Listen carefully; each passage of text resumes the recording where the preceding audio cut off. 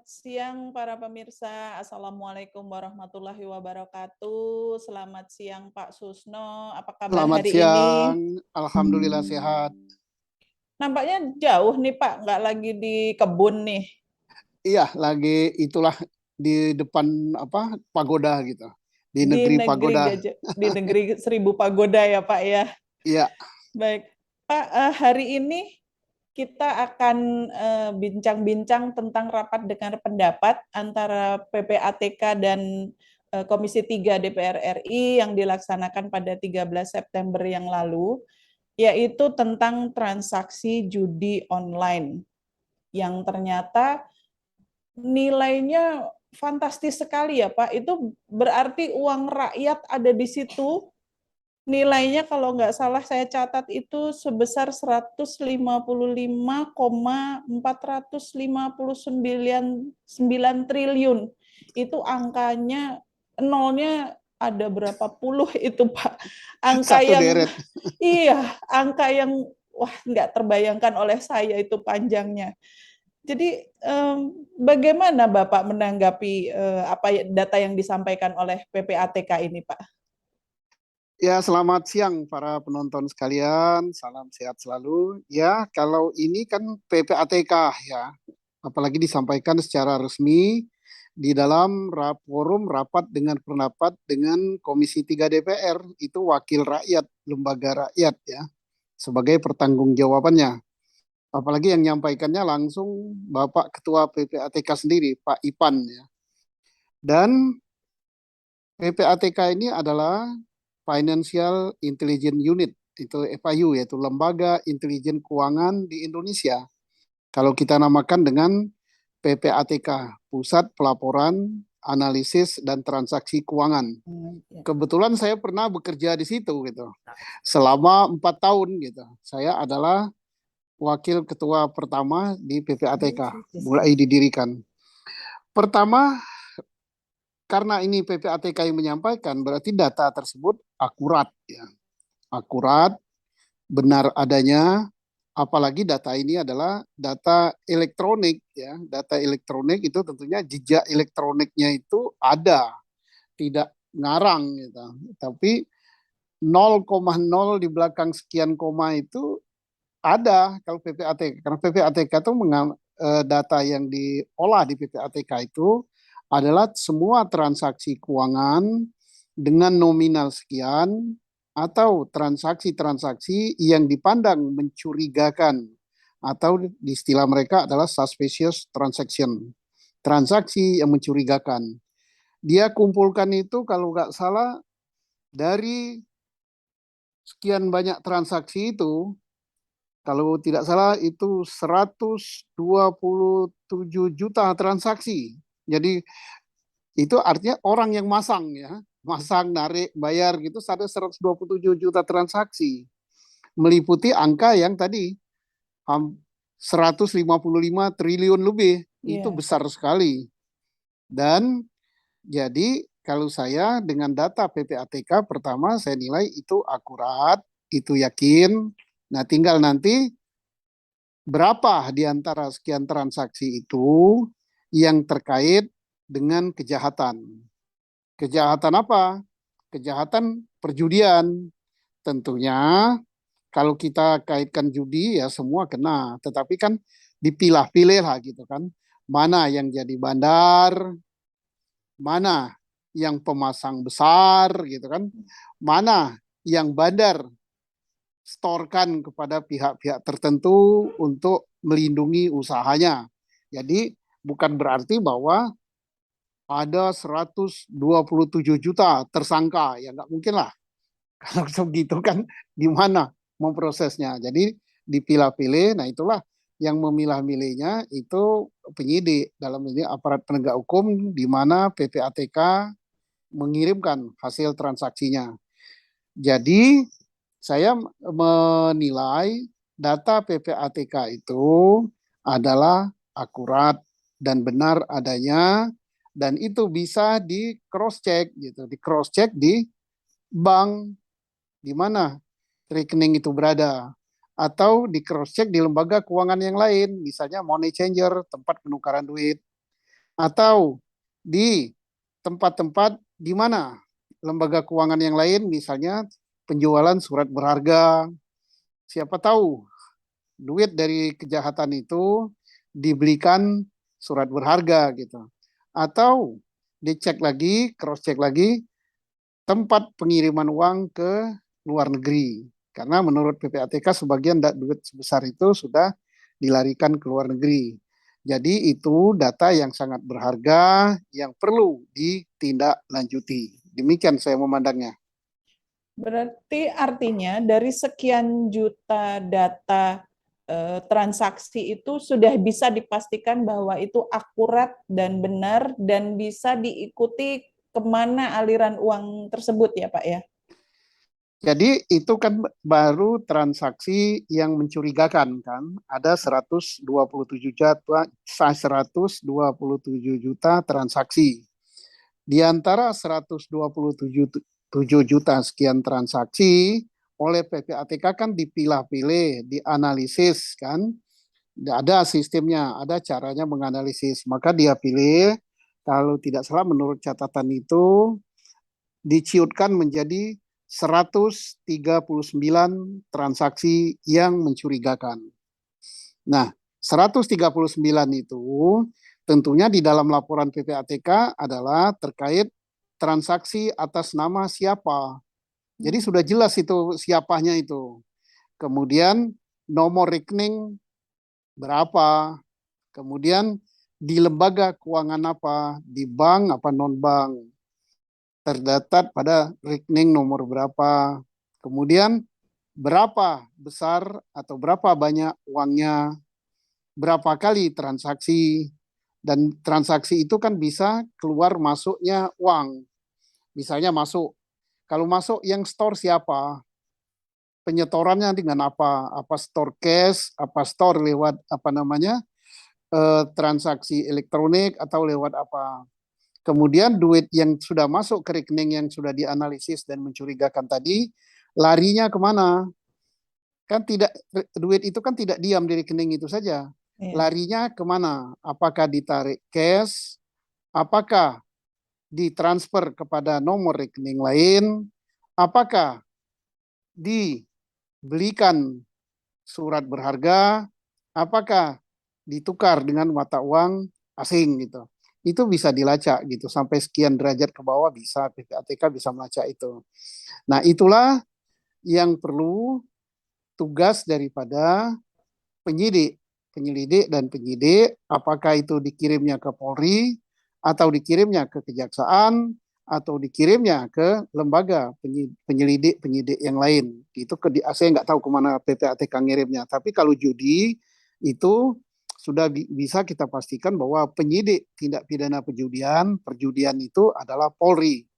Nah, tinggal penyidik Polri dalam hal ini Baris Krim menindaklanjuti data PPATK itu karena data PPATK itu baru bersifat informasi. Nah, informasi ini harus diterjemahkan menjadi alat bukti. Yang bisa menerjemahkan menjadi alat bukti hanya penyidik gitu. Penyelidik dan penyidik dalam hal ini kalau perjudian adalah Polri, yaitu harus didukung alat bukti yang lain. Misalnya rekeningnya disita di bank, kemudian si pemilik rekening dipanggil, diperiksa gitu kan, menjadi keterangan saksi atau menjadi keterangan tersangka. Dan alat-alat bukti yang lain dikumpulkan sehingga bisa diketahui transaksi itu latar belakangnya apa. Apakah berlatar belakang kejahatan atau bukan. Kalau berlatar belakang kejahatan, kejahatan apa? Perjudian. Kalau kejahatan perjudian, duitnya dimasukkan di dalam bank, kemudian dipindahkan ke orang lain, atau dibelanjakan, atau ditransfer, atau diapakan, yang dengan tujuan untuk mengaburkan. Mengaburkan itu artinya bukan kabur terbang ya, tapi untuk membuat kabur, membuat buram, membuat tidak jelas, membuat tersembunyi asal-usul daripada duit itu. Itulah yang dinamakan perbuatan pencucian uang. Jadi, kalau betul sekian rekening yang sudah dikirim oleh PPATK ke Polri, itu bisa dibuktikan, bisa disidik, maka itu minimal akan terkena 2 kejahatan.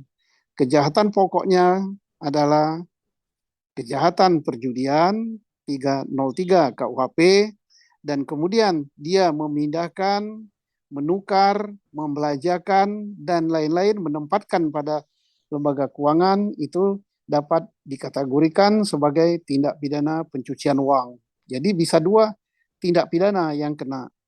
Demikian. Baik, berarti data tadi dikirimkan ke Polri ya Pak, secara spesifiknya tadi Bapak sebutkan ke pihak Bareskrim ya, karena mereka yang akan mengolah data tersebut. Lalu setelah di sana nanti data-data ini akan diapakan lagi Pak?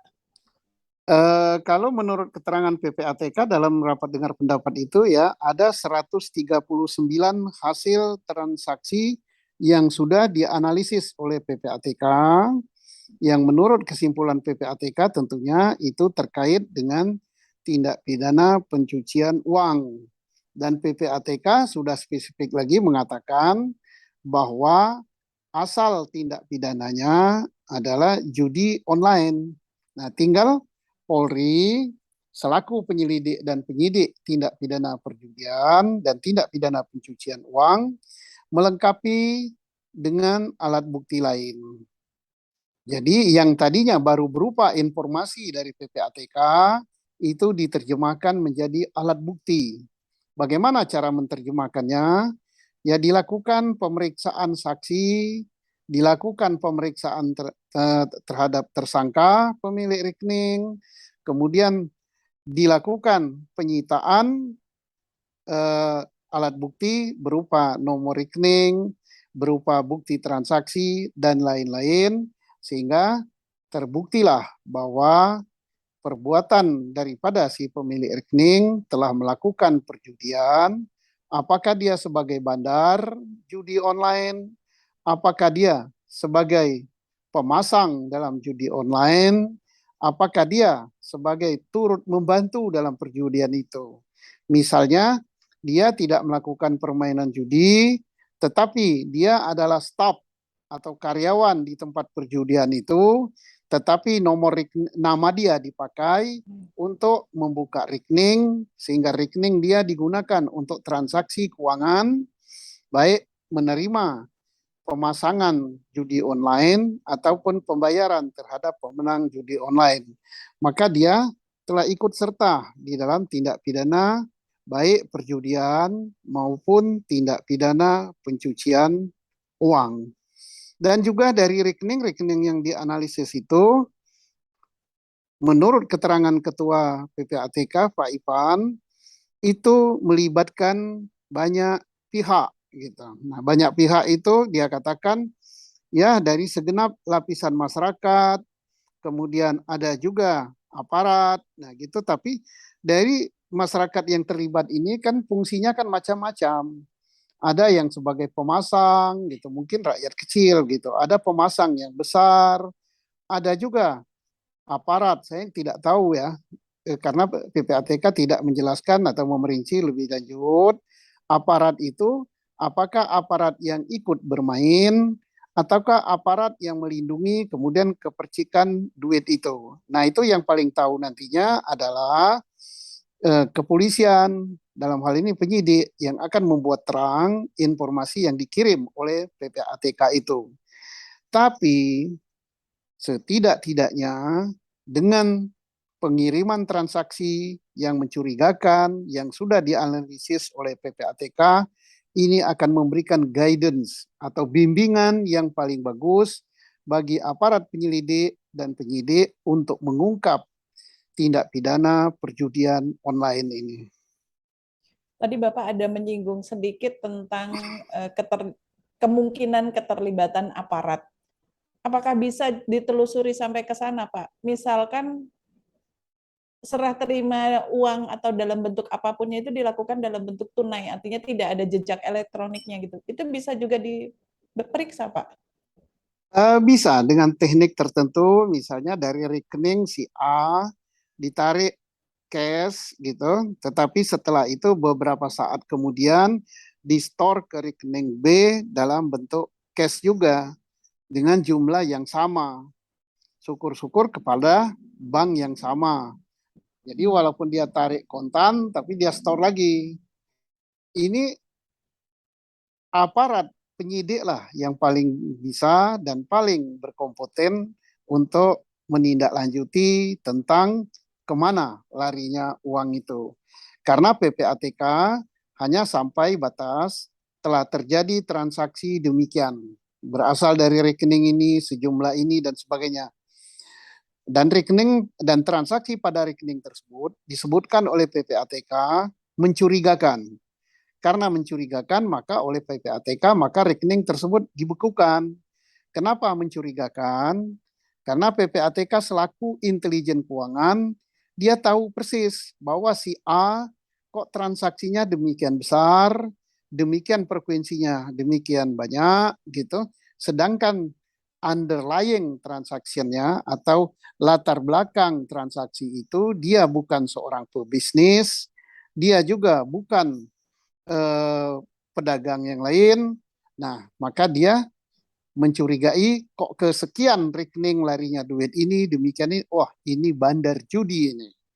Jadi PPATK tuh intelijen, karena dia intelijen, dia mempunyai sangat banyak informasi terkait dengan dunia keuangan.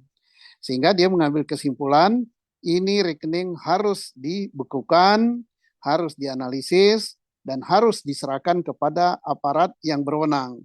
Dan buktinya, begitu PPATK membekukan rekening itu, dan mengirimkan hasil analisisnya kepada aparat penegak hukum, si pemilik rekening non-reaction gitu. Tidak ada reaksi apapun gitu, diam gitu. Dan jangan-jangan melawan ya Pak. nggak melawan, dia takut gitu. Dan jangan-jangan dia sudah lari ke luar negeri atau lari kemana gitu. Oke. Ya.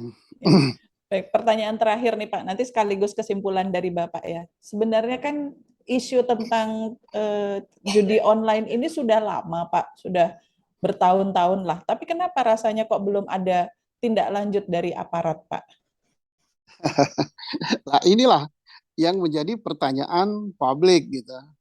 PPATK sudah melaporkan, sudah banyak gitu, dia sudah punya data sekian, dan sampai dia bisa menjumlah duit yang beredar di judi online itu 155,459 triliun. Triliun. Itu sangat besar sekali gitu.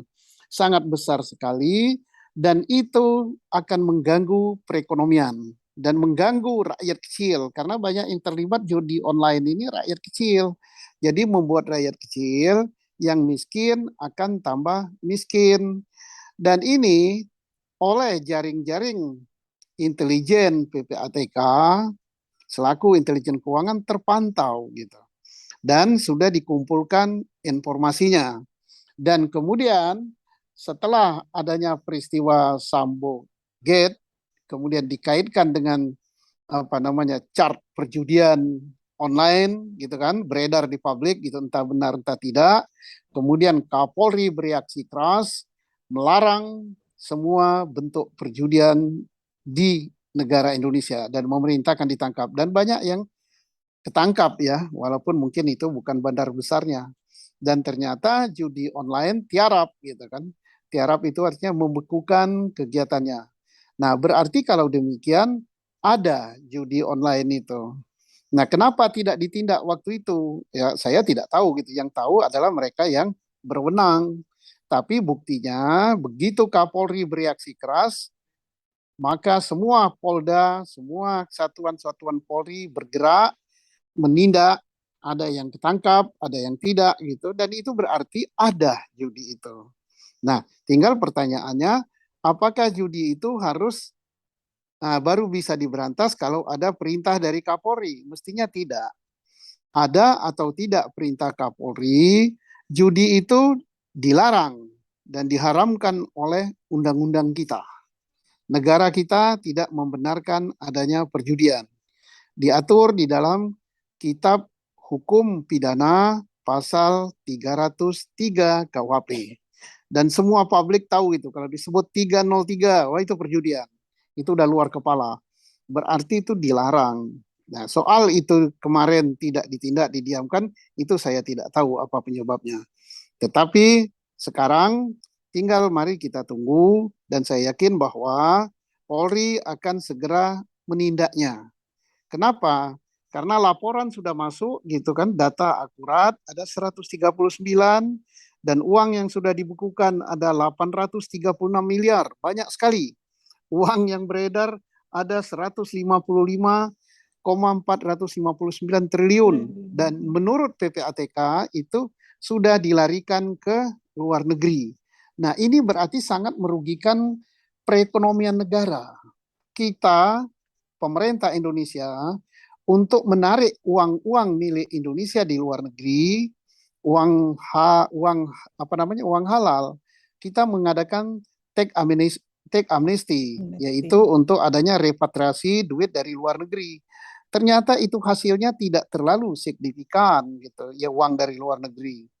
Sementara duit yang ada di dalam negeri yang hasil jerih payah rakyat, ya mungkin dia jadi buruh, mungkin upah karyawan, dan lain-lain, dipasangkan dalam judi online, dan setelah terkumpul pada bandar, itu dilarikan ke luar negeri. Nah, ini kan berarti sangat merugikan perekonomian negara. Maka ini harus segera ditindak, harus segera ditutup. Dan pelakunya, khususnya bandarnya, harus dihukum yang berat. Dan ini harus semua rakyat Indonesia kompak bersama memusuhi ini. Karena judi online ini sudah merasuki sampai ke anak-anak sekolah, ngerti. Karena mereka masangnya pun cukup masang lewat handphone, karena semua elektronik kan. Memang tidak judi seperti model judi konvensional, judi lama, pakai kartu, duduk pinggir jalan, atau di manalah gitu, teras rumah, pakai duit cash gitu, mudah dilihat oleh polisi, dilihat oleh hansip. Kalau ini kan tidak.